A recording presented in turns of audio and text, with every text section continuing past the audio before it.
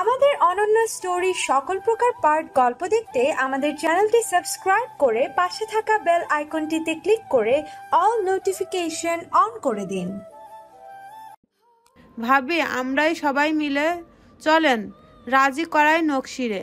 তার ভবিষ্যৎ এখনো পড়ে আছে সামনে। অল্প বয়সেই বিয়ে শাদী করে বাচ্চা জন্ম দিল, আবার স্বামীর ঘরও হারাইলো। একা একা বাঁচা তো মুশকিল, তবুও আলতা মেয়ে না হয়ে একটা ছেলে হলে কথা ছিল। জয়তুন ও শিফার কথায় তাল মেলালো। ঠিক কইছস তুই, এমনে তো চারপাশে পুরুষরা গিলা খাইতে চায় ওরে।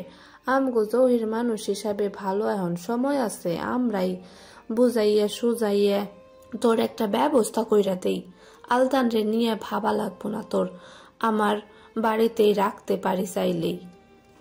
জয়তুনের কথার অর্থ স্পষ্ট ছিল না, কিন্তু শিফা খুশি মনে তা স্পষ্ট করতেই বোধহয় আরেকটু বলল। হ্যাঁ, আলতারে নিয়ে চিন্তা তো আরো আগেই শেষ হয়ে গেছে, এখন শুধু সময় হওয়ার অপেক্ষায়। আওলাদ ভাইয়ের সাথে তালাকটা ঠিকঠাক হলেই নকশির বিয়া নিয়ে ভাবা যায়। আহসানুল্লাহ তার বাড়ির এই দুই নারীর কথা সবটা শুনেই সে বাধা দিল, আর যেন এসব কথা না শোনা যায়, অন্তত আলতার পরীক্ষা অবধি। আওলাদ অনেক ছুটোছুটি করলো, নকশির বাপের বাড়ি, বাপ ভাই সবার কাছেই গেল। অনেকগুলো বছর সে কারোর সামনে না গিয়ে যোগাযোগ রেখেছিল সে বাড়ির দু একজন সদস্যের সঙ্গে, যেন নকশির খোঁজ পেলেই তাকে জানায়। কিন্তু তারা এত বছরেও নকশির খোঁজ পায়নি বলা যায়, খোঁজ করেনি। শুধু নকশির মা মেয়ের জন্য মারা যাওয়ার আগ পর্যন্ত কেঁদেছেন মেয়ের শোকে। এখন যখন নকশিকে পেয়েও আওলাদ নিজের করে পাবে না বুঝল, তখনই সে চলে গেল নকশির পিতার কাছে।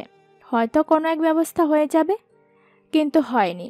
নকশির বাবা মেয়ের কথা শুনে এক মুহূর্তে আবেগে ভেসে কেঁদেছেন। মেয়েকে দেখতে যাবেন বলে নকশির ঠিকানাও জেনেছেন, কিন্তু আওলাদকে সমর্থন না করে বলেছেন, আমার মায়াটারে ছাড়া এত জীবন খারাপ থাকো নাই, কখনো থাকবো না। বৃদ্ধার এই জবাব আওলাদের পছন্দ হয়নি। সে ফিরে এসে আবারও আহসানুল্লাহর কাছে অনুরোধ জানায় নকশিকে ফিরিয়ে নেওয়ার, কিন্তু নকশি তো রাজি না আওলাদের ঘর করতে। তবে নকশি বলেছিল আলতা চাইলে তার বাবার কাছে যেতে পারে, সে বাধা দেবে না।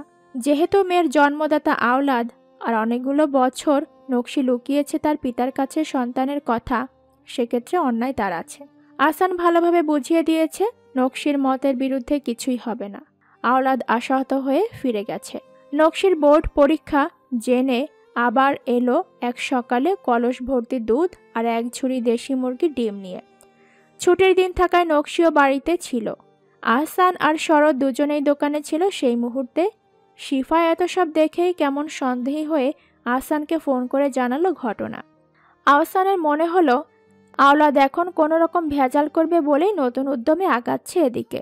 তাকে ভুল প্রমাণ করে দিয়ে আওলাদ 25,000 টাকা সামনে রেখে বলল, একটা ফ্রিজ কিনা দিবা চাই, আমার মায়া এই দুধ ডিম ফ্রিজে রাইখে খাইব। আমার নিজের খামার করছে নতুন, এখন থেকে সব সময় দিতে চাই এগুলো। সব সময় নকশির হয়ে কথা বলাটা ভালো দেখায় না বলেই মনে করে আহসান। আওলাদের এবারের রাখা প্রস্তাবে সে মুখ খুলল না। নকশি নিজেই বলল ফ্রিজ তার লাগবে না। আলতা উপস্থিত ছিল তখন সেখানে। সে মায়ের মুখের দিকে একবার তো বাবার মুখের দিকে তাকালো একবার। তার বাচ্চা মন খুশি হয়ে গিয়েছিল ফ্রিজের কথা শুনেই। তারপরই আবার মেঘাচ্ছন্ন হয়ে উঠল মায়ের নিষেধ শুনে।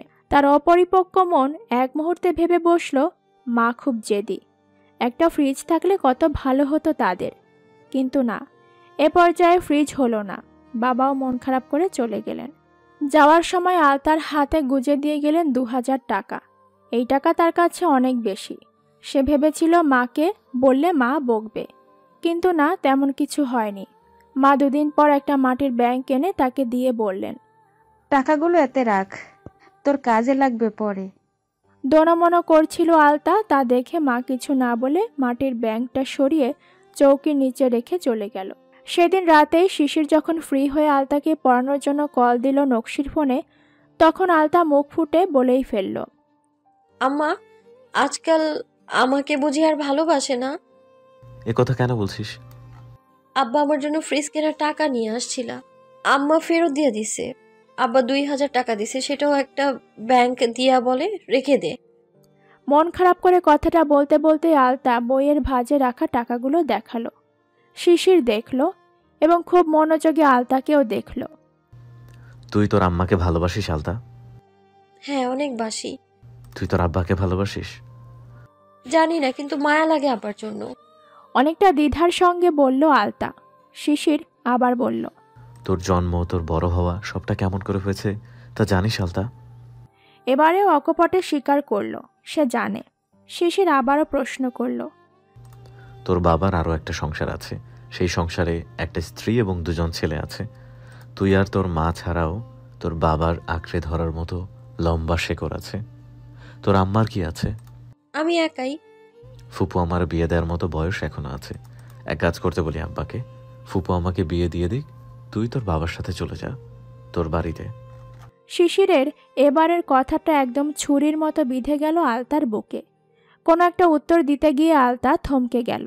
শিশির এত সব প্রশ্নের উত্তর কেন করলো তা সে কিছুটা হলেও বুঝতে পেরেছে। হঠাৎ করেই তার নিজের ওপর রাগ হলো, কষ্টও হলো। সে কি লোভী হয়ে পড়েছিল? আম্মার জীবনে সেই একমাত্র আপন মানুষ। আম্মা নিশ্চয়ই যা করবে সব তার ভালোর জন্য। সে কেন স্বার্থপরের মতো আচরণ করেছিল? শিশির ভিডিও কলে দেখছিল সবটা। চৌকির তলা থেকে আলতা মাটির ব্যাংকটা বের করে টাকাগুলো রেখে দিল। কান্না পেল আলতার বুকের ভেতর থেকে, উতলে ওঠা কান্না। সে কান্না শুরু করলো, ফুপিয়ে উঠল। আর এসব চুপচাপ গভীর মনোযোগে দেখতে থাকলো শিশির। গোলাপি বরণ মুখখানা মুহূর্তেই লালচে আভায় রক্তিম হয়ে উঠল। হিংসে হয় শিশিরের।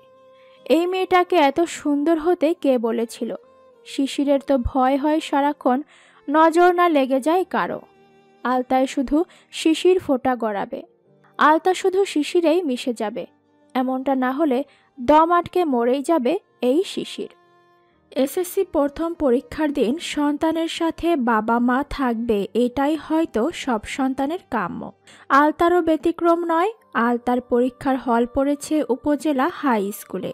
সকাল থেকে শিশির 2বার কল দিয়ে এটা ওটা অনেক কিছু বুঝিয়ে বলেছে, ভয় পেতে বারণ করে দিয়েছে, বারংবার বলে দিয়েছে মাথা ঠান্ডা রেখে যেন পরীক্ষা দেয়, কোনো কিছু কমন না পড়লেও যেন ঘাবড়ে না যায়। মোটামুটি রকমের সব বিষয়ে সতর্ক করলো, বুঝিয়ে দিল। আগে থেকেই গাড়ি ঠিক করে রেখেছে আহসানুল্লাহ। গাড়িও এসে হাজির যথাসময়ে। নকশি আর আলতাও তৈরি, কিন্তু আওলাদ এখনও এসে পৌঁছায়নি। সময় বসে থাকবে না তার জন্য, তাই বিরক্ত হলো আহসানুল্লাহ। নকশি বলল, আমরা চলে যাই ভাই, তার যদি ইচ্ছে হয় যাওয়ার আলাদা চলে যাবে। আলতার একটু মন খারাপ হলো। কত আশা নিয়ে সে অপেক্ষা করছিল তার সাথে আজ আব্বা মা যাবে, কিন্তু হলো না তার ইচ্ছে পূরণ। আহসানুল্লাহ সায় দিতেই নকশি আর আলতা উঠে বসলো অটোতে। অটো চলতে শুরু করলো। বাড়ির পথ ছেড়ে বাজারের সামনে আসতেই দেখা গেল এক রিকশায় বসা আওলাদ। সে বাড়ির দিকে যাচ্ছিল। আলতার চোখে পড়তেই সে ডেকে উঠল আব্বা বলে। আওলাদও ডাক শুনতে পেয়ে রিকশা থেকেই পেছনে ফিরে তাকালো। অটো থামিয়েছে নকশি। আওলাদ রিকশা ভাড়া মিটিয়ে ব্যস্ত পায়ে অটোতে গিয়ে উঠল। আর চোখে একবার নকশিকে দেখে নিয়ে মেয়ের উদ্দেশ্যে বলল, বাজারে আসার আগেই অটো নষ্ট হয়ে গেছে, তাই কতখানি হাইটটা আইসা এখন রিক্সা পাইছি, তাই দেরি হয়ে গেছে। আচ্ছা, সমস্যা নেই আব্বা, এখনো তো সময় আছে, আমরাই তাড়াতাড়ি বের হইছি। আলতা খুব স্বাচ্ছন্দ্যে বাবার সাথে কথা জুড়ে দিল। নকশি চুপচাপ শুনতে লাগলো তাদের বাবা মেয়ের কথোপকথন। গন্তব্যে পৌঁছে আলতা হলরুম খুঁজে ঢুকে পড়ল নির্দিষ্ট রুমে। নকশি আর আওলাদ হলরুম থেকে একটু দূরে স্কুল মাঠের এক কোণে গাছতলায় দাঁড়িয়ে আছে। তাদের মতো আরও অসংখ্য অভিভাবকগণ মাঠ জুড়ে এদিক ওদিক হাঁটছে। কেউ ঘাসের ওপর মাদুর বিছিয়ে বসে পড়েছে, অনেকেই হাতে বাদাম বুট এটা সেটা খেতে খেতে গল্প জমিয়ে দিচ্ছে। নকশির পরিচিত অনেকেই আছে আশেপাশে, অনেকে উৎসুক নজরে আবার নকশির পাশের আওলাদকেও দেখছে। নকশি ভালোভাবে চারপাশ দেখে নিল। তারা যেখানে দাঁড়িয়ে আছে সেখানে চাইলেই বসা যায় ঘাসের ওপর। মাথার ওপর বড় একটা কৃষ্ণচূড়া গাছ আছে, তাই এপাশে ছায়াও আছে কিছুটা। নকশি বলল, এখানে বসলে ভালো হতো, আমার একটু কথা ছিল। আওলাদ দ্বিমত করল না। নকশির দেখানো জায়গায় বসে গভীর আগ্রহে তাকালো তার দিকে। মনে মনে বলল, এমন কিছু কইও নকশি যা শুনলে অন্তরটা শীতল হইব। এতগুলান বছর পর বহুত ভালোবাসি আমি তোমার ফিরে আসার অপেক্ষায় আছি বউ। মনের কথাগুলো মনে রেখেই আওলাদ বলল, কও কি কইবা? আইন কানুনে যেভাবে হয় সেভাবে তালাকনামার ব্যবস্থা করুন। আমি কোনো দায় ছাড়াই সব শেষ করতে চাচ্ছি। ঝলমলে আকাশটা হঠাৎ করেই যেন মেঘে ঢেকে কালো হয়ে গেল। মেঘ মেদুর ছায়া এসে পড়ল আওলাদের শ্যামবর্ণা মুখটার ওপর। নকশি চোখ তুলে দেখল না একবার তার পাশে বসা মানুষটার অন্তরের ভেতরে জ্বলে যাওয়া অঙ্গারের রংটা কেমন তার বাহ্যিক রূপটাকেও অন্ধকার করে ফেলেছে। আওলাদ মাত্রই তো শুনতে চাচ্ছিল তাদের একসাথে থাকার কথাটা, আর নকশি কিনা বলল তার বিপরীত। বুকটা কেমন যেন আচমকাই ভেঙে চুরে চূর্ণ বিচূর্ণ হয়ে গেল। হাহাকার করে উঠল ভেতরে ভেতরে, আর সেই হাহাকার বেরিয়ে এলো চোখের কার্নিশে জল হয়ে। নকশি দেখলই না আওলাদের চোখ ভরো ভরো হয়ে গেছে। সে আপন মনে আরও বলে গেল, আমি খুব শীঘ্রই বিচ্ছেদ চাই আপনার কাছ থেকে। কোনো প্রকার খোরপাশ বা মেয়ের দায়িত্ব কিছুই গছাবো না, শুধু নিয়ম কানুন মেনে তালাকনামা দিয়ে দিবেন। নকশি বলে চলল। আওলাদও শুনতে থাকলো। সে টের পেল তার কান্না উতলে উঠছে, কিন্তু পুরুষ মানুষের কি কাঁদতে আছে? সে এদিক ওদিক তাকাতে লাগলো, বারংবার চোখের পাতা ঝাঁপাতে লাগলো, এতে হয়তো জলটুকু গড়িয়ে পড়বে না। আরও কিছু সময় সেভাবেই চুপচাপ রইল, কিন্তু নকশিকে সে কোনো জবাব দিল না। একটু পর আমি একটু আসছি বলে জায়গাটা ত্যাগ করলো আওলাদ। কি ব্যাপার বন্ধু, এত চিন্তিত কেন আজ? ক্লাস নেই আজ, তবুও ক্যাম্পাসে এসে চিন্তিত মুখে ঘুরছে সকাল থেকে শিশির। তার খোঁজে তার বন্ধু তন্ময়ও এসেছে ক্যাম্পাসে। দীর্ঘক্ষণ পাশাপাশি পা চালিয়েও যখন শিশিরের কোনো হেলদোল দেখল না, তখনই প্রশ্ন করল তন্ময়। উত্তর দেবার মতো যা আছে তা শুনলে নিশ্চয়ই এখন খুব হাসাহাসি করবে ছেলেটা। আগেও এমন করেছে সে, আর তাই শিশির কোনো মতে এড়িয়ে যেতে চাইছে ব্যাপারটা। সে উল্টে প্রশ্ন করল, আমাকে খুঁজছিলি কেন? তা ভুলে গেছি, তুই বল তোর কি হলো? এত সকালে মাথায় চিন্তার বোঝা রেখে পায়চারি করছিস কেন? হাত ঘড়িটায় নজর বুলিয়ে দু আঙুলে এবার কপালটা একটু ঘষল শিশির। মাথাটা চিনচিনিয়ে ব্যথা করছে তার। ব্যথার কারণ পেটের খিদে জেনেও সে এখনও কিছু পেটে দিতে পারেনি। তন্ময়ের সাথে পরিচয়টা সোহা আর অনুর আগে হয়েছিল। একঝাঁক ছেলে এই ডিপার্টমেন্টের হওয়া সত্ত্বেও পরিচিত ছিল না তারা। কোনো এক নোট নিয়ে ডিপার্টমেন্টের শিশিরের নামে হইচই পড়েছিল, তা থেকে অনেকেই যেচে পড়ে পরিচিত হয় শিশিরের সাথে। তার মধ্যে তন্ময়ও একজন ছিল। সবার সাথে বন্ধুত্ব হয়নি, গুণে বেছে কয়েকজনের সাথেই হয়েছিল। এর মাঝে তন্ময় ভালো বন্ধু বলা যায়, বেস্ট ফ্রেন্ড উপাধি পাওয়ার মতো একজন হয়ে উঠেছে। প্রথম বর্ষের পরীক্ষার পর সেই বন্ধুত্বে তুমি শব্দের বিলুপ্তি ঘটে তুই শব্দের উৎপত্তি হয়েছিল। তারপর কত গল্প আড্ডা, ধীরে ধীরে মনের কথা, প্রিয় মানুষদের কথাও জানাজানি হয়েছে। শিশির কথা ঘুরিয়ে নিতে চাইলেও তন্ময় হঠাৎ বলল, আজ থেকে তো এসএসসি পরীক্ষা শুরু। ওহো বন্ধু, তুই তোর মার্বেল রানের জন্য চিন্তিত?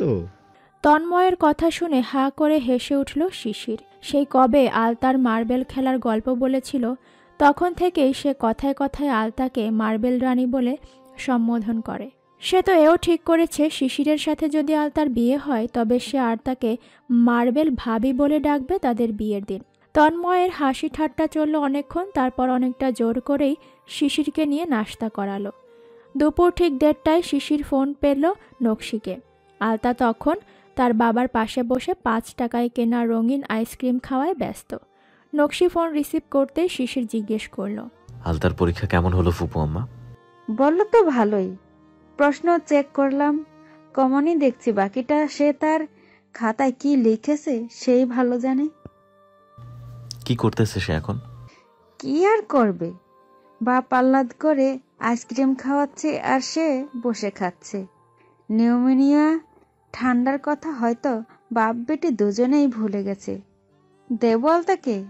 শিশির তৎক্ষণাৎ জবাব দিল, দেন। আলতা ধর, শিশির ফোন করেছে। পরীক্ষা কেমন দিয়েছিস বল। হাতের আইসক্রিমটা এখনো পুরোপুরি শেষ হয়নি। শেষের অংশটুকু চিবিয়ে গিলে ফেলে পরেই ফোনটা হাতে নিল। কানে দিয়ে হ্যালো বলতেই শিশির ধমকালো। সালাম দেয়া ভুলে গেছিস? আসসালামু আলাইকুম। ঝড়ের গতিতে সালাম দিল আলতা। শিশির জবাব নিয়ে নরম স্বরে জিজ্ঞেস করলো, পরীক্ষা কেমন দিয়েছিস? ভালো। শুধু ভালো? অনেক ভালো। অনেকটা কেমন? শুরু থেকে শেষ সবগুলো নং ঠিকঠাক দিয়েছি, কিচ্ছু পড়া বাদ পড়েনি। বানান চেক করেছি, লেখায় কাটাকাটি একদম করিনি, ওভার রাইটিং করিনি, কারো থেকে দেখাদেখিও করিনি, কাউকে দেখাইও নি। আচ্ছা ঠিক আছে বলেই ফোন কেটে দিল শিশির। কয়েক সেকেন্ড থম মেরে থেকে হো হো করে হেসে উঠল। হাসতে হাসতে পেটে ব্যথা শুরু হয়ে গেল, অথচ তার হাসি থামার নাম নেই। ভাগ্যিস সে তার রুমে একা আছে, নইলে অন্যরা তো দেখলে তাকে পাগল ভেবে পাগলা গারদে রেখে আসত। আলতা ফোন মায়ের হাতে দিতেই ভরকে গেল।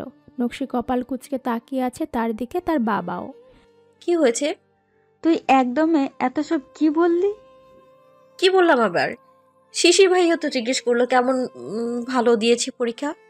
আর সেই ভালোর নমুনা তুই সব বিস্তরে দম ফেলে জানালি তাকে, গাদি কোথাকার। কথাটা বলেই নকশিও মুচকি হাসল। আওলাদ স্থির দৃষ্টিতে দেখল সেই হাসিটুকু। ঠিক 16 বছরই হবে হয়তো। এতগুলো বছর পর সে নকশির হাসি দেখল। বুকটা আবারও চিনচিন করে উঠছে নকশির। বলা কথাটা মনে পড়তেই সে বিচ্ছেদ চায়। অবশ্য দুজনের মধ্যে তা কিছুই ছিল না, নামমাত্র তালাকনামাটা বাকি শুধু। আওলাদ মনে মনে ঠিক করে নিল যা নকশি চাই তাই হবে। আহসানুল্লাহ ভাই তো বলেই দিয়েছে নকশিকে তিনি সংসারই করবেন, পাত্রও নাকি দেখে রেখেছেন। শুধু মেয়ের দায়িত্ব থেকে তাকে সরিয়ে যেন না দেয় সেই আর্জি জানাবে। খুব সাত জাগে মেয়েটাকে নিজের কাছে নিয়ে রাখার, কিন্তু সাহসে কুলোয় না আবদার করার। ভাড়া করা অটো আবার যথাসময়ে এসে হাজির হয়েছিল। আওলাদ বাড়ি পর্যন্তই গেল নকশি আর আলতার সাথে। বাড়ির ভেতর তাদের পৌঁছে দিয়ে পরেই ফিরে গেল। আলতার পরীক্ষা চলাকালীনই আওলাদ কিছুটা ছুটোছুটি করে কাগজপত্রের ব্যবস্থা করলো তালাকনামার। এরই মাঝে আলতার আরও 3 পরীক্ষা হয়ে গেল। আলতার সাথে একদিন গেল আহসানুল্লাহ, একদিন শিফা আর জয়তুন দুজা একসাথে। তারপর আবার নকশির পালা। আওলাদ আর আসেনি সে কদিন, তবে নিয়ম করে একবেলা মেয়েকে ফোন প্রতিদিনই করেছে সে। আলতার তখনও ঘুমে ছিল। আওলাদ রান্নাঘরে থাকা নকশির সামনে গিয়ে দাঁড়ালো। নিচু স্বরে অসহায়ের মতো বলল, তালাকের বন্দোবস্ত হয়ে যাইব আর 1 সপ্তাহ পরে, কিন্তু আমার একটা অনুরোধ ছিল তোমার কাছে। আওলাদ কথাটা বলতেই কৌতূহলী দৃষ্টিতে তাকালো নকশি, আর তখনই পেছন থেকে ভেসে এলো আলতার কণ্ঠস্বর। কিসের অনুরোধ আব্বা? চোখের পলকের সময় পালিয়ে যাচ্ছে আলতার। এসএসসি পরীক্ষা শেষ হয়ে গেছে আজ 3 দিন। তার পরীক্ষার মাঝেই সে জানতে পেরেছিল বাবা মায়ের লিগ্যাল সেপারেশনের কথা। এটা নিয়ে তার খারাপ লাগা খুব একটা ছিল না, না থাকারই কথা, কারণ জন্মের পর থেকে কখনো বাবা মাকে একসাথে থাকতে দেখেনি। বাবার প্রতি তার ভালোবাসাও খুব বেশি নয়, তবে মায়া জন্মে গেছে। হতে পারে রক্তের টান বলে কিছু আছে যা তাকে তার অজান্তেই মায়ায় জড়িয়েছে। বাবার সাথে পরিচয়ের প্রায় 1.5 বছর পেরিয়ে গেছে, অথচ ভাবলেই মনে হয় এই তো সেদিন আলতাকে শাওন তুলে নিয়ে গেল। গাড়ি পানিতে পড়ল আর আওলাদ হাত পা বাঁধা মেয়েটাকে উদ্ধার করে জানল এই মেয়ে তারই ঔরসজাত সন্তান। সময়গুলো পেছনে যেতে যেতে আবেগে বেঁধে দিয়ে গেছে আলতার সাথে তার পিতাকে। নকশি আওলাদ দুজনেই চেষ্টা করেছিল ব্যাপারটা মেয়েকে তার পরীক্ষার পর জানাবে, কিন্তু এসব কথা খুব একটা গোপন রাখা যায় না। আলতাকে নিয়ে ভয় ছিল সকলের, আপাতত সেই ভয় তারা কাটিয়ে উঠেছে। আলতা স্বাভাবিক আছে। বাবা মায়ের ডিভোর্স নিয়ে সে ভেতরে ভেতরে একটা চিন্তায় অস্থির আছে অনেকটা দিন ধরে। যে স্কুলে সে পরীক্ষা দিতে গিয়েছিল সেখানে একটা মেয়ের সাথে পরিচয় হয়েছে। মেয়েটার নাম তানিয়া। মেয়েটা তার মতোই অন্য এলাকা থেকে এসেছিল পরীক্ষা দিতে, কিন্তু তার মতো অভিভাবক হিসেবে কেউ ছিল না পাশে মেয়েটার। মূলত একা একটা মেয়ে আসছে পরীক্ষা দিতে, তা দেখেই সে কৌতূহল বোধ করত খুব। একই হলের হওয়ায় দুজনের মধ্যে টুকটাক কথাও হয়েছে। খুব বেশি কথা না হলেও কিছুটা মুক্তমনা হয়ে কথা বলতো মেয়েটা। সেই সুবাদেই আলতা মেয়েটাকে একদিন প্রশ্ন করেছিল সে একা কেন আসে।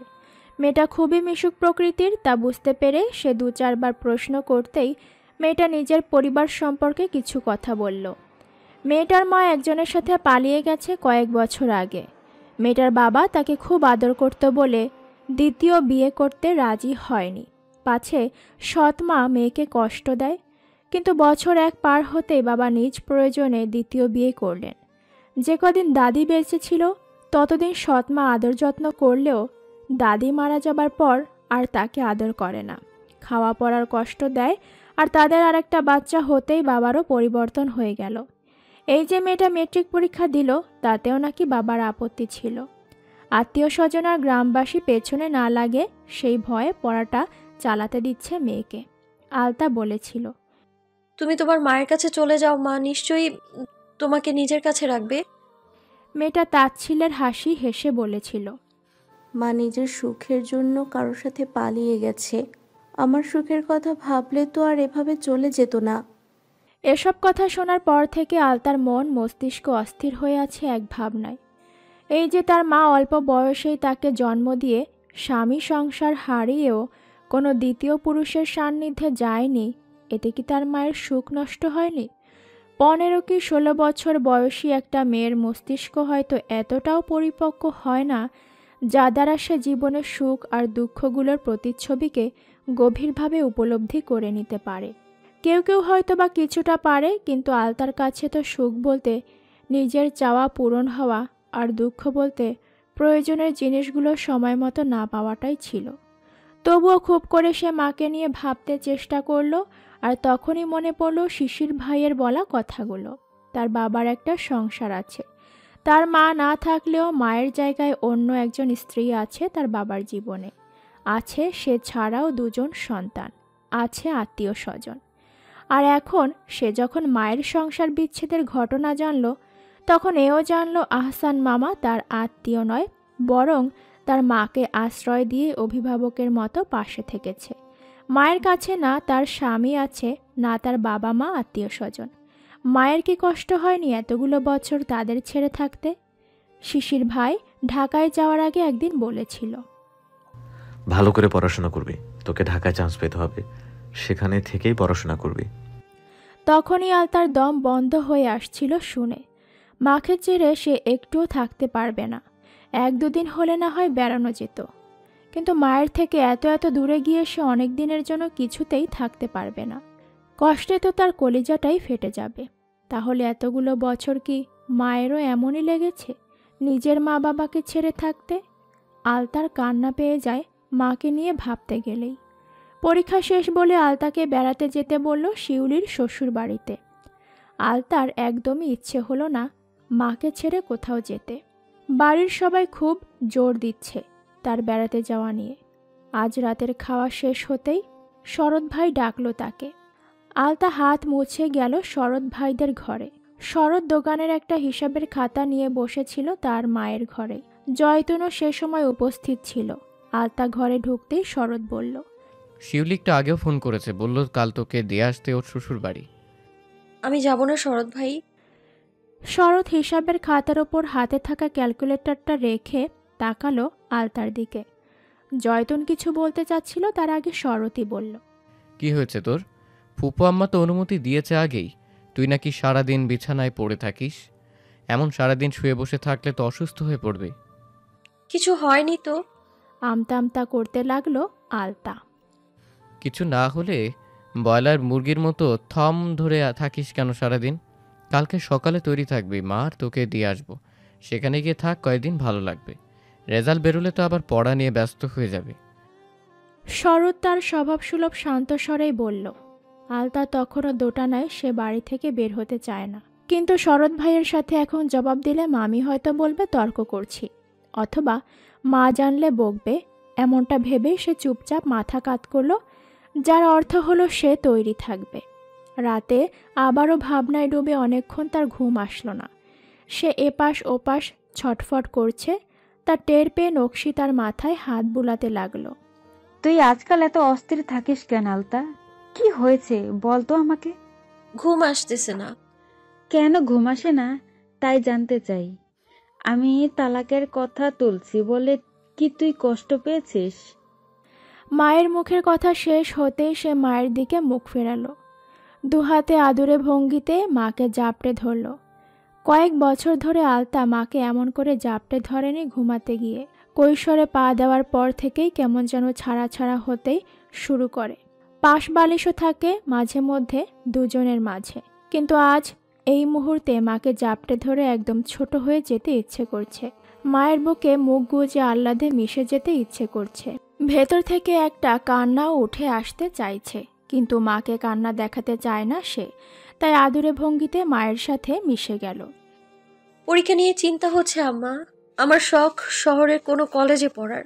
যদি ভালো রেজাল্ট না করি তাহলে কি চান্স পাবো? ঘরের বাতি নেভানো। অন্ধকারে নকশি মেয়ের মুখটা দেখতে পাচ্ছে না। তার মনে হলো আলতার মনে অন্য কিছু চলছে। মুখটা দেখলেই সে বুঝতে পারত আলতা সত্যিটা বলল না মিথ্যে বলে কথা ঘুরিয়ে নিল। আলতা আবারও বলল, ঢাকার কোনো কলেজে পড়তে কত টাকা লাগবে আম্মা? তুই পারবি শহরে থেকে পড়াশোনা করতে? হ্যাঁ, পারবো না কেন? শিশির ভাইও তো পড়ছে। সেখানে তো আমি থাকবো না। তুমি এখানে থাকবা, আমি রোজ ফোন দিব, কিন্তু আগে টাকা পয়সার ব্যবস্থা করতে হবে তো। আলতার কথার গম্ভীরতা দেখে নকশিও এ বিষয়ে গম্ভীর হলো। মা মেয়েতে আরও কিছুক্ষণ কথা হলো শহরের কলেজে পড়াশোনা নিয়ে। নকশির মাথায় ঢুকে গেল কি করে খরচ পূরণ করা যাবে আলতা শহরে পড়লে। আলতাও মনে মনে নিজেকে বুঝিয়ে নিল তাকে এমন কিছু করতে হবে যাতে মায়ের কষ্ট কিছুটা লাঘব হয়। এমনই ভাবনায় ডুবে মা মেয়ের ঘুম চোখে ভর করল।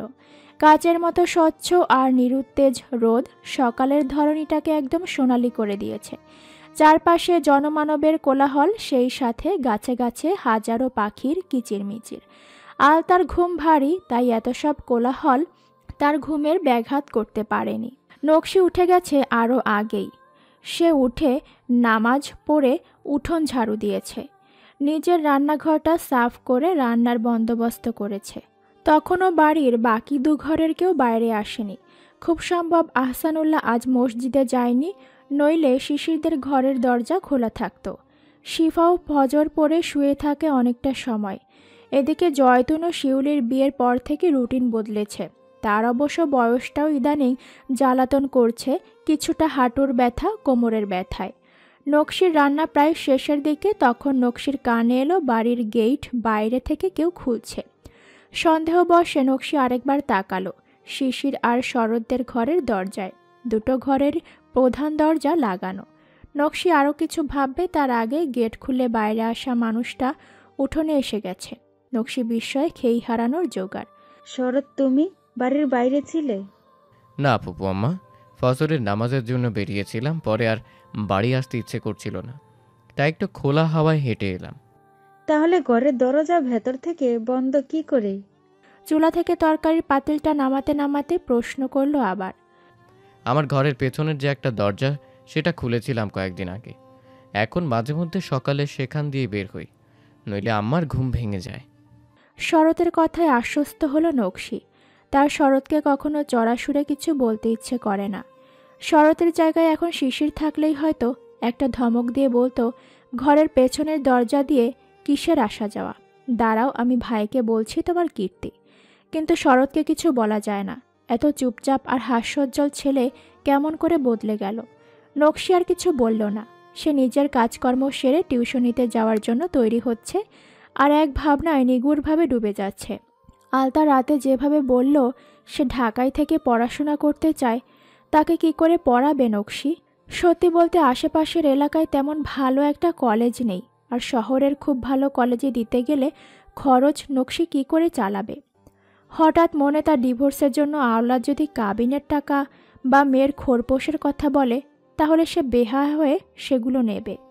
মেয়ের ভবিষ্যতের জন্য তার করতেই হবে। তার যা ইনকাম তাতে সে কিছুতেই পারবে না আলতার পড়াশোনা চালিয়ে নিতে। আবারও ভয় হচ্ছে মেয়েকে একা দূরে দিয়ে সে চিন্তায় মরে যাবে। এমনিতেই তো তার জীবন কাটল পুরুষদের চোখের থাবা থেকে নিজেকে লুকিয়ে বাঁচিয়ে। মেয়েটার এইটুকু বয়সে কত বড় একটা দুর্ঘটনা ঘটে গেল। এই দুর্ঘটনার কথা ভেবে মেয়েকে দূরে দেওয়ার চিন্তা উবে গেল মাথা থেকে নকশির। সে টিউশনিতে যাওয়ার কিছুক্ষণ পর জয়তুন নকশিকে জানাতে ফোন করলো সে আলতাকে নিজের সাথে নিয়ে যাচ্ছে শিউলির বাড়ি। নকশির অমত নেই, তাই বলল, ভাবিও গেলে নিয়ে যান। ব্যাস জয়তুন আর শোনে না আলতার কথা, বকে ধমকে তৈরি করে নিল। শরৎ আজ আর সকালে দোকান খোলেনি, এখন মা আর আলতাকে নিয়ে যাচ্ছে। তাদের পৌঁছে দিয়ে দুপুরের পর চলে আসবে সে। শিউলি 5 মাসের গর্ভবতী, তাই আরও জয়তুন এবার মেয়ের শ্বশুরবাড়ি থাকতে যাচ্ছে। এছাড়া আগে কখনোই এক রাত কাটায়নি সেখানে। সকাল 10টার মধ্যেই তারা বেরিয়ে গেল। জয়তুন যাওয়ার সময় শিফাকে বলে গেল শরতের দিকে খেয়াল রাখতে। যে কদিন সে থাকবে না সে কদিন শরৎ চাচির ঘরেই খাবে। যাত্রাপথে শরৎ কিছু ফল আর মিষ্টি নিয়ে নিল। গন্তব্যে পৌঁছে তো সবাই অবাক, পুরো বাড়িতে শিউলি আর তার বড় যা ছাড়া কেউ বাড়ি নেই। বড় যা রয়ে গেছে শিউলির জন্যই, বাকিরা কোনো এক আত্মীয়র বাড়িতে গেছে বিয়ের দাওয়াতে। শিউলির স্বামী নিজের কাজে গেছে, রাত ছাড়া ফিরবে না। জয়তুনের কেমন সংকোচ হতে লাগলো আসার পর। মেয়ের শ্বশুর শাশুড়ি বাড়ি নেই, আর সে এসেছে বেড়াতে, এখানে না আবার 10 কথা হয়ে যায়। শিউলির যা খুবই আন্তরিক, সে বারংবার বুঝিয়ে যাচ্ছে, মাইমা এত ভাববেন না, আমার শাশুড়ি খুশিই হইব আপনি থাকছেন শুনলে। জয়তুন আশ্বস্ত হতে পারল না, গলার ভেতর কাটার মতো বিঁধে রইল অস্বস্তিটা। দুপুরে ভালো মন্দ রান্না করে খাওয়ালো শিউলির যা। শরৎ দুপুরের পরপরই চলে গেল আলতা আর জয়তুনকে রেখে। যাওয়ার সময় পই পই করে বলে গেছে আলতাকে সাবধান থাকতে, আর কোনো রকম সমস্যা হলে যেন শিউলি আপা বা মামিকে বলে। শরৎ একটু চিন্তিত আলতাকে নিয়ে। তার মানসিক অবস্থা শক্তপোক্ত নেই, এটা ডাক্তার আগেই বলেছে। তাকে নিয়ে সতর্ক থাকাটা জরুরি, তাই সে শিউলিকেও বলে গেল আলতার মধ্যে কোনো রকম সমস্যা চোখে পড়লে যেন তাকে কল দিয়ে জানায়। মাগরিবের আজান মাথায় করেই আওলাদ এসে উপস্থিত মাস্টার বাড়িতে। শিফা নকশি দুজনেই তখন নিজেদের ঘরে নামাজে দাঁড়িয়ে গেছে। আওলাদ কখনো এসে নকশির ঘরে ঢোকে না, অন্তত মেয়ের জোড়াজুড়ি না থাকলে সে কখনোই ঘরেই ঢোকে না। উঠোনে কিংবা শিশিরদের খোলা বারান্দায় মোড়া চেয়ার কিছু একটাতে বসে। আজও সে সবসময়কার মতো এসে নকশির ঘর বরাবর উঠোনে দাঁড়িয়ে আলতার নাম ধরে ডাকল। সন্ধ্যার উঠোনে নিঝুম নিস্তব্ধতায় ঘেরা, অন্ধকার তখনও গাঢ় হয়নি। নকশির কানে গেল ডাকটা। প্রথম ডাকটা শুনে ভাবল হয়তো ভুল শুনেছে। দ্বিতীয় এবং তৃতীয় ডাকের পর বুঝল না, আওলাদ এসেছে। সে সালাম ফিরিয়ে ছোট করে মোনাজাত করল। দরজার ছেলে উঠোনে তাকাতেই আওলাদ বলল, আলতা কই? ও তো বেড়াতে গেছে শিউলির শ্বশুর বাড়ি। নকশি এটুক বলতে বলতে ভাবল আওলাদকে কি সে ঘরে আসতে বলবে। বাড়িতে আহসানুল্লাহ বা শরৎ নেই। জয়তুন ভাবি বাড়িতে সবচেয়ে মুরব্বী, তিনি থাকলেও হয়তো এতটা অস্বস্তি হতো না, কিন্তু আজ তিনিও নেই। আওলাদ বাতির আলোয় বুঝি পড়ে নিল নকশির চোখের ভাষা। সে নিজে থেকেই বলল, একটু সামনে আসলে ভালো হইতো, কিছু কথা ছিল তালাকের কাগজপত্র লইয়া। হাতে আজটা সময় ছিল না সারাদিন, তাই অসময়ে আইতে হইল। শিফার নামাজ শেষ হয়ে গেছে। সেও এসে দরজায় দাঁড়িয়ে আওলাদকে দেখল। তারপর নকশিকে দেখে বুঝল নকশি লোকটাকে ঘরে বসাতে দ্বিধাবোধ করছে। সে এগিয়ে এসে বলল, ভাই আপনি এখানে এসে বসেন, নকশি আয়। শিফা তার বারান্দার বাতিটা জ্বালিয়ে মোড়া পেতে দিল। নকশি এতক্ষণে সহজ হতে পেরে বেরিয়ে এসে শিশিরদের বারান্দায় গেল। তার পেছনে আওলাদও এসে বসল মোড়ায়। নকশির পাশে শিফা দাঁড়ানো। আওলাদ কোনো ভনিতা ছাড়াই বলল, আগামী সপ্তাহে তালাকের সহিসাবুত কইয়া আসতে পারবা? উকিলের লগে কথা কইয়া আইছি, ওই দিন আলতারে সঙ্গে নিতে আইব।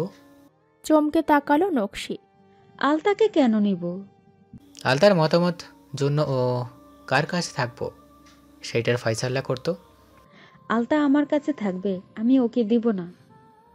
আওলাদ করুণ চোখে তাকালো তার জীবনের অতি প্রিয় এবং কয়েক মাস সংসার করা নারীটির দিকে। সে নকশিকে ভালোবাসে, হয়তো সেই ভালোবাসার যত্ন সে করতে পারেনি, আর তার ফল হিসেবে বন্ধনটা শুরুতেই ছিঁড়ে গেছে। একটা দীর্ঘশ্বাস গোপন করে আওলাদ জানল আলতা তার মায়ের কাছেই থাকবে। এটা শুধু একটা নিয়ম পূরণের স্বার্থে।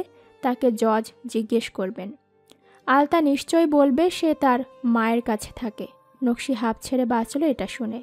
শিফা চা করে আনলো, আওলাদকে দিলে সে তা নিল না। মোটামুটি রকম কথা শেষ করে সে চলে গেল। মাস্টার বাড়ি থেকে বের হয়ে সে আবার গেল বাজারে আহসান মাস্টারের দোকানে। আহসান বিশেষ অবাক হয়নি তাকে দেখে, তবুও জিজ্ঞেস করলো আসার কারণ। আওলাদ এখানেও কোনো ভনিতা না করে বলল, আহসান ভাই, নকশির বিয়ার ব্যবস্থা আপনি এবার করতে পারেন, আর কয়েকদিন পরেই তালাকের কাগজে সই হইয়া যাইব। আহসান লক্ষ্য করেছিল আওলাদের মুখে বিষাদ কেমন কালো করে দিয়েছে তার মুখটা, কিন্তু কি করার আছে তার। শিউলি আজকাল রান্নাঘরে খুব একটা যায় না, শরীর কিছুটা ভারী হওয়ায় কাজকর্মও করে নিজেকে ঠিক রাখতে পারে না। 2-4 কাজ করেই বিশ্রাম নিতে হয় অনেকটা। জয়তুন আসার পর থেকেই সবটা দেখে মনে মনে ঠিক করলেন মেয়েকে শীঘ্রই বাড়ি নিয়ে যাবেন। এখানে থেকে যত্ন হয়তো পাবে, কিন্তু কেউ কেউ বিরক্তও হতে পারে এ অবস্থায়। আর এমনিতেও মেয়ের প্রথম সন্তান হবে, সেজন্য তো নিতেই হবে বাপের বাড়ি। একটু না হয় আগেই নিল। সন্ধ্যার নাশতায় বাজারের গরম গরম জিলাপি আর সিঙ্গারা পাঠিয়েছে শিউলির বর, শাশুড়ি আর শালির জন্য। আলতার জিলাপি পছন্দ খুব, কিন্তু আজ কিছুতেই মুখে তুলতে ইচ্ছে করছিল না। শিউলি আর তার জায়ের জোড়াজুড়িতে জিলাপি একটু নিয়ে বসল। ফোনটা বেজে উঠেছে শিউলির। সে সিঙ্গারা হাতে ফোনটা তুলে দেখল শিশির কল দিয়েছে। সে খুশিতে রিসিভ করে প্রথমেই বলল,